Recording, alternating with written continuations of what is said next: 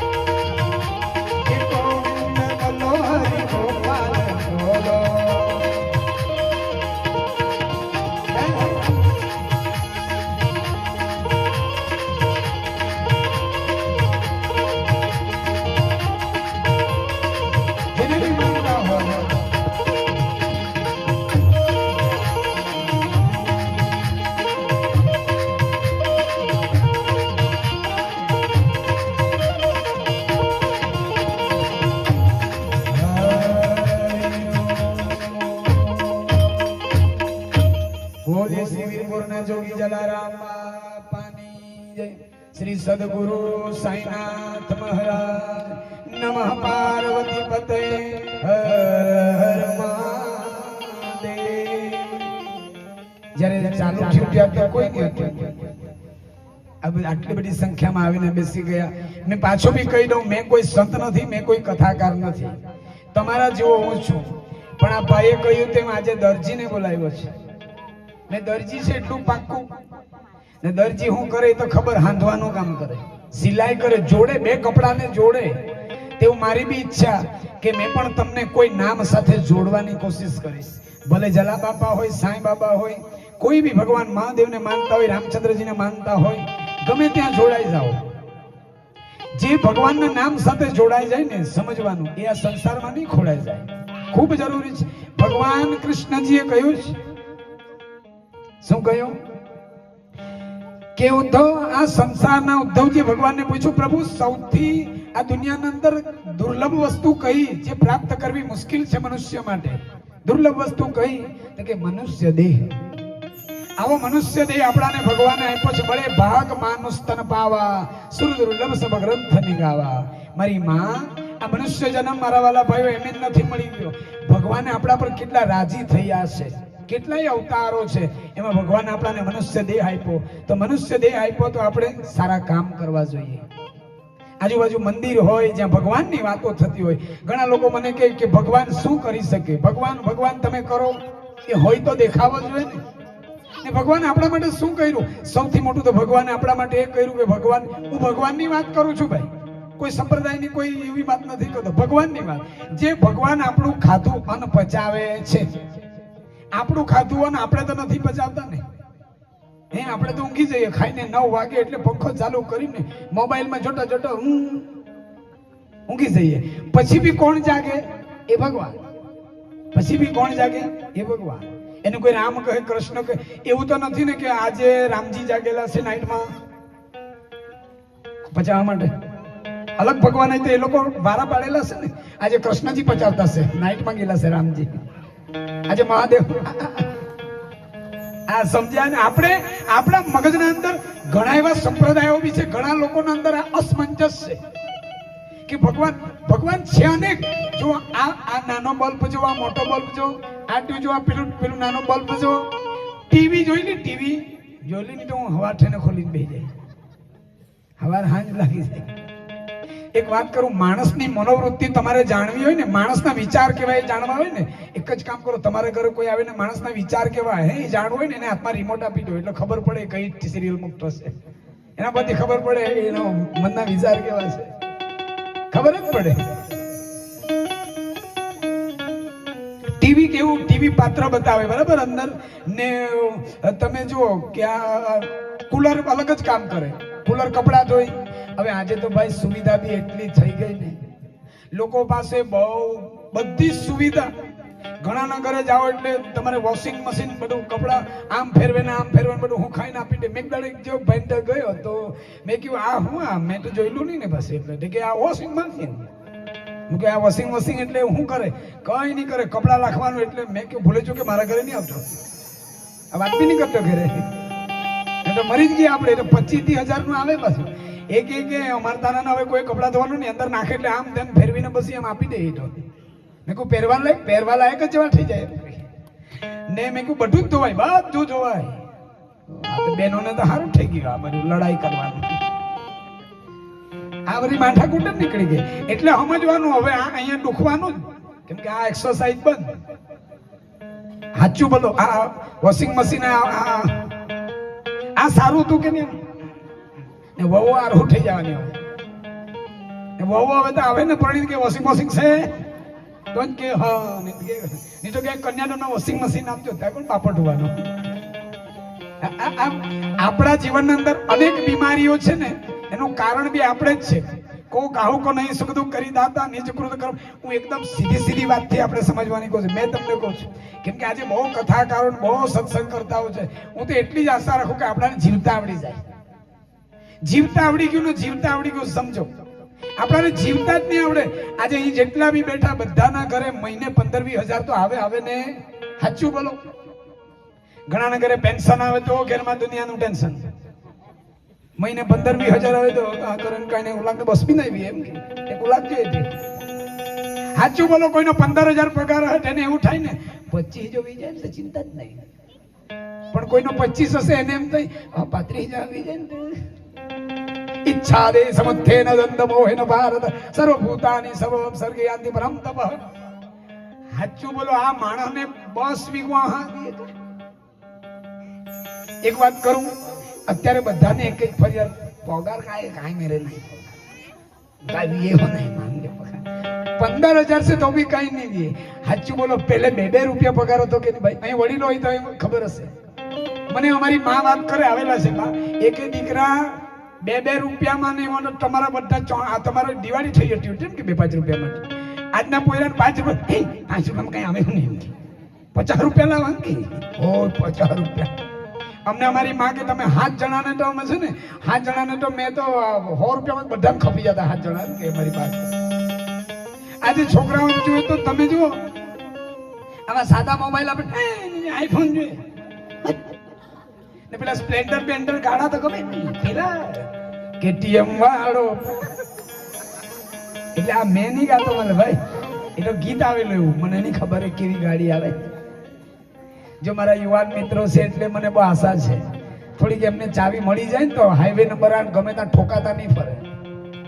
અત્યારે યુવા પેઢીમાં એક જ તકલીફ છે ભાઈ કે જીવન જીવતા નહીં આવડે. એટલે જો આ એમ કહ્યું છે કે ભાગ્યની વાત કહી કે જીવનના અંદર કુપુત્ર મળી જાય, સુપુત્ર મળી જાય, સારો પુત્ર મળી જાય ને તો માનો કે સુખી છે. ઘણાના ઘરમાં એવું હોય સારા સંતાનનો જન્મ થાય, સારા સંસ્કાર મળી જાય, એ મા બાપનું નામ રોશન કરે. નહીં તો ઘણા તો ડુબાડી દે. સમજો, જે બાળકોના અંદર સંસ્કાર છે, સારા ગુણ છે, એ મા બાપનું નામ ડુબાડે નહીં. એ વિચારશે કે મારા મા બાપ કેટલી મહેનત કરે છે મારા માટે. અહીંયા બી યુવાન મિત્રો બેઠા છે. તમે ભગવાનને માનો કે ન માનો, તમે માતાજીને કાળિકા માતાને માનો કે ન માનો, હનુમાન દાદાને માનો કે ન માનો, સાંઈ બાબાને માનો કે ન માનો, જલા બાપાને માનો કે ન માનો, મેં નથી જાણતો, પણ મા બાપને અવશ્ય માનજો. સુનજન ની સોય સુધ પડે ભાગી જો પીતું. કેમ કે આ દુનિયાના અંદર સૌથી મોટો કોઈ ભગવાન હોય એ મારી નજરના અંદર તે મા બાપ છે. પહેલો ભગવાન જ આપણા મા બાપ છે. કેમ કે આપણો જન્મ થયો ને એ પહેલા આપણે ભગવાનને જાણતા નહીં હતા. હા એટલું ખરું, ભગવાને તેનું કર્તવ્ય કરી દીધું, આપણને જન્મ આપ્યો ધરતી ઉપર. પણ મા બાપ આપણું કેટલું ધ્યાન રાખે છે. આખી જિંદગી આપણા માટે ખપી જાય. એટલે મારું એવું માનવાનું કે સૌથી મોટો ભગવાન ગણપતિ ભગવાનને બી કહ્યું એ મા બાપ છે. અહીં યુવાન મિત્રો બી બેઠા, તમે જે ભગવાનને માનતા હોય, પણ આપણા મા બાપ એ આપણા પહેલો ભગવાન છે, મા ને પિતા.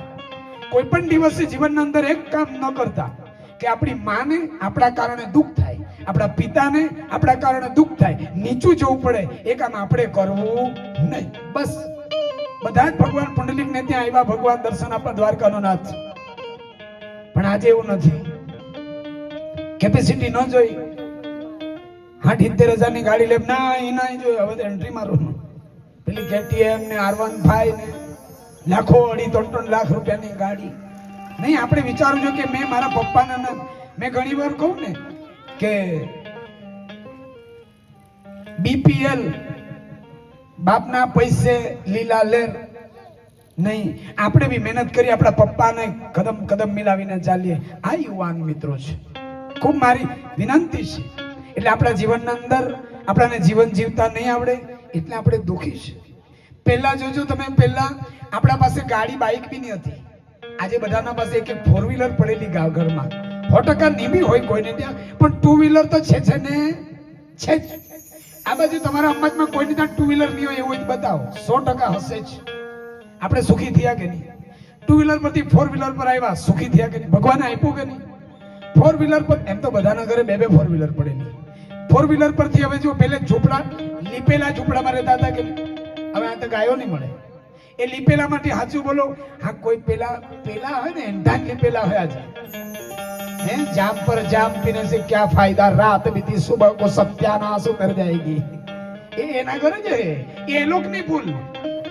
જે આળસુ હશે ને, આળસુ જે મહેનત નહીં કરવા માંગે, પછી કે અને તને બહુ પૈસા નહીં, સવારે બિચારો 4 વાગે ઉઠે, તું કુંભકર્ણ 8 વાગે ઉઠે.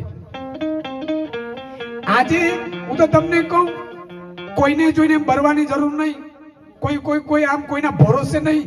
આપણા ઘરમાં આપણે ઉપર ઉઠવું હોય તો આપણે મહેનત કરવી પડશે, 2 પૈસા જોડવું પડશે, એ પૈસાને સાચવવું પડશે, તો તમે કઈ કરી શકો. નહીં તો 15,000 કમાય ને તેમાં 10,000 રૂપિયા તો ટેરે બિના બી ક્યાં જીના પૂરું. પછી કાંઈ એક બીમો નહીં બની, ગાળા તે નહીં, જિંદગી એમાં જ પૂરી થઈ જાય. બહુ જરૂરી છે સુખી જીવન જીવવા માટે કોઈને કોઈ નામ શરણ લઈ લો. આજે મેં ઘણી જગ્યાએ કહું, આજે ઘરથી બહાર નીકળે એટલે પૈસા વગર કયું નહીં, પૈસા વગર કોઈનું નથી. આ સમયના અંદર ડગલે ને પગલે પૈસાની જરૂર પડે ભાઈ. એક સમય હતી કે પૈસા વગર કામ થઈ જાય. આજે મેં જોયું, ગઈકાલે છે ને ભાઈ, ગઈકાલે મેં અમારે એક છોકરીને તાવ આવતો હતો એટલે મને એટલું હસવું આવ્યું. એક ડોક્ટર પાસે ગયો, અમારે ઝરોલીમાં ડોક્ટર છે, એની પાસે દવા લેવા માટે. રવિવારે હતા, બધા દવાખાના બંધ હતા, તો ગયો. તો એ ત્યાં ગયો ને મેં કીધું કે આ ડોક્ટર ક્યાં ગયો? બધા 2-4 જણાને બાટલા ચડાવી મૂકેલા. મેં ડોક્ટર ક્યાં ગયો? ફાઇનલ મેચ જોતો છે. મને એટલું હસાયું કે આ 2-4 જણાને બાટલા ચડાવી ફાઇનલ મેચ જોવા ગયેલો. અમારે મેચ ચાલતી હતી, આ બધું કોઈ આવેલું હોઈ શકે, એ મેચ જોયા કરે. મેં કહ્યું આ તો મેચ જોયું, બાકી બીજો કોઈ જોટે ને તને હોડાયું છે. માણસ પોતાના કર્તવ્યથી ચૂકી રહ્યો છે.